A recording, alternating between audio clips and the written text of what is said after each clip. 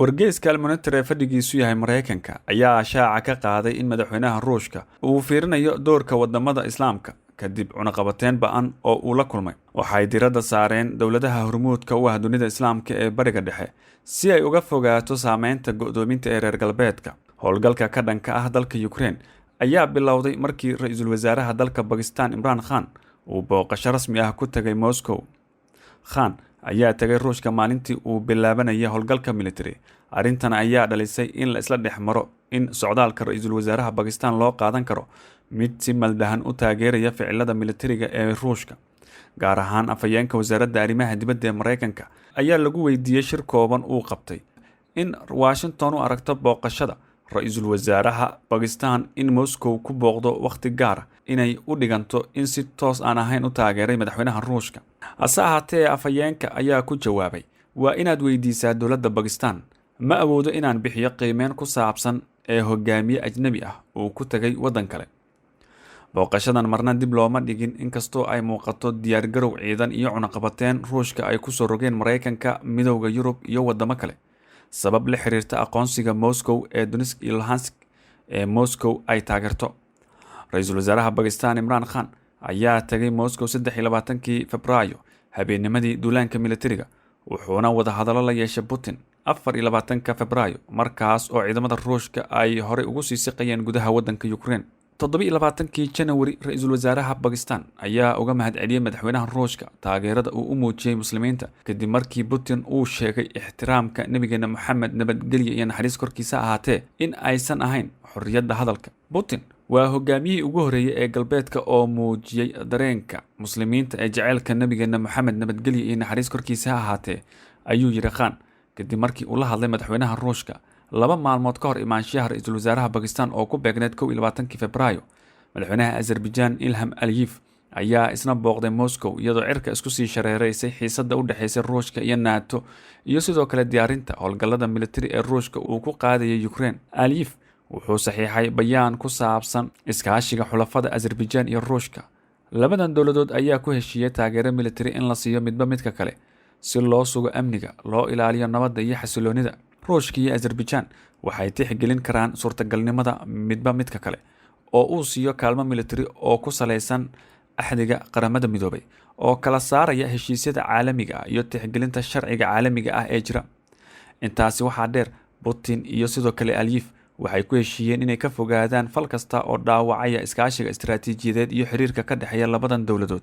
Tani sidoo kale waxay xoojin kartaa iskaashiga istiraatiijiyadeed, gaar ahaan saxiixa ku dhawaaqida xulafada Ruushka iyo Azerbaijan ayaa ahaa mid muhiimad gaar ah leh maadaama Azerbaijan horeyba u ahayd xulafada Turkiga iyadoo lagu saleynayo heshiiska loogu yeero Baaqa Shusha oo uu weheliyo saaxiibka istiraatiijiga ah ee Pakistan oo si isdaba joog ah u sameeyeen dhaqdhaqaaqyo militari oo wada jira. Dhanka kale, Moscow weli waxa ay ku xisaabtamaysaa sida uu sheegay wargeyska Almonitor booska gaarka ah ee Ankara, taas oo si weyn uga duwan habka wadamada kale ee xubnaha ka ah NATO ee dhacdooyinkii ugu dambeeyay ee Ukraine, waxaana loo tixgelin karaa midka ugu fiican ee Kremlin. Ugu horeyntii, waxaan ka hadlaynaa diidmada Ankara ee ah inay ku biirto cunaqabateynta adag ee ka dhanka ah Ruushka. Turkiga ayaa sidoo kale ka aamusay 25 Febraayo in uu u codeeyo joojinta xuquuqda Ruushka ee golaha Yurub.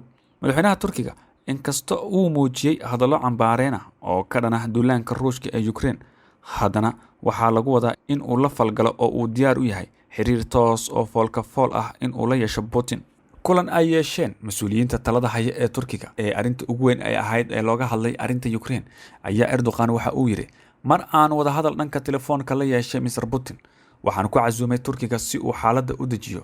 Dhankiisana, xogayaha guud ee ururka caalamiga ah ee culimada muslimiinta ayaa ku baaqay in la dejiyo nabadda Ukraine 27 Febraayo. Qoraal uu ku qoray bartiisa Twitterka. Waxaa kale oo Turkiga iyo Pakistan uu sheegay inay yihiin dowladaha kaliya ee dhexdhexaadin kara khilaafkan. Waxaan ku boorinaynaa dalalka xiriirka wanaagsan la leh dhinacyada iska soo horjeeda sida Turkiga iyo Pakistan inay sameeyaan dadaalo dhexdhexaadin ah oo dhab ah si degdeg ah si loogu soo afjaro dagaalka. Wax burburinaya kaliya waxba uma dhimayo kuwa dagaalamaya, laakiin sidoo kale dhibaato ayaa ka soo gaaraysa dunida oo dhan, ayuu yiri xogayaha guud ee ururka caalamiga ah ee culimada muslimiinta. waa in sidoo kale fiiro gaar ah loo yeesho sida uu sheegay wargeyska Almonitor mowqifka waddan kale oo bariga dhexe ah waa Imaaraadka Carabta oo hadda ah xubin aan joogto ahayn oo ka tirsan Golaha Ammaanka ee Qaramada Midoobay. Imaaraadka wuxuu ku biiray Shiinaha iyo Hindiya inay ka gaabsadaan qaraarka Qaramada Midoobay ee lagu cambaareynaya duulaanka, iyadoo loo arkayay inuu ku habboon yahay Moscow. Waxaa muhiim ah in la ogaado in hogaamiyaasha Xuutiyiinta Yemen oo raacay Ruushka ay aqoonsadeen jamhuuriyadaha Donetsk iyo Luhansk, taa oo caddeynaysa daacadnimada Ruushka. Moscow waxay haysataa fursad cusub hogaamiyaasha Xuutiyiinta marka loo eego ka hortagga weerarada gantaalada ee Imaaraadka, taas oo sidoo kale loo isticmaali karo in lagu ilaaliyo dabeecadda wanaagsan ee ku wajahan Ruushka iyo Abu Dhabi oo isku dayi doona inay ka faa'iidaystaan fursadaha Ruushka. 25 January, wasiirka arrimaha dibadda Imaaraadka Sheekh Cabdullaahi bin Sayid Al Nahyan ayaa ku ammaanay taageerada Ruushka ee ka dhalatay weeraradii Xuutiyiinta ku qaadeen bartilmaameedyada rayidka ee Imaaraadka Carabta.